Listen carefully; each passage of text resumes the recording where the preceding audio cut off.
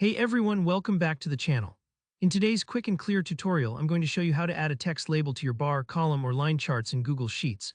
By the end of this video, you'll know exactly how to make your charts look more professional and easier to understand by clearly labeling your axes, a small step that can make a big difference when you're presenting data.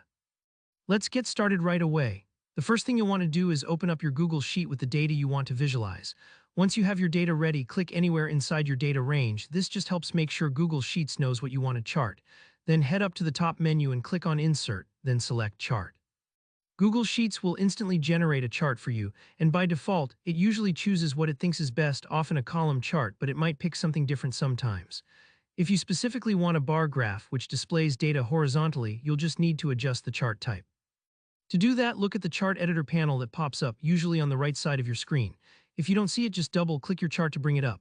Under the Setup tab, find the Chart Type dropdown, click on that, and scroll through the options until you spot Bar Chart or Column Chart. Go ahead and select the one you want. If you're doing a line graph, you can choose Line Chart here too. This way, your data is displayed exactly how you want it. Now let's get into adding a text label. This is what really makes your chart shine and helps anyone reading it quickly understand what the data is all about. With your chart selected, look back at the chart editor and switch to the Customize tab. This is where you can fine-tune how your chart looks and communicates. Under that tab, click on Chart and Axis Titles. You'll notice a drop-down here labeled Title Type. This gives you several options. For a bar or column chart, let's add a title to the vertical axis, which is often where you show categories or quantities. So from the Title Type drop-down, choose Vertical Axis Title. Now you'll see a text field appear beneath labeled Title Text. Here, where you'll type your label, in this case, type in computer hardware.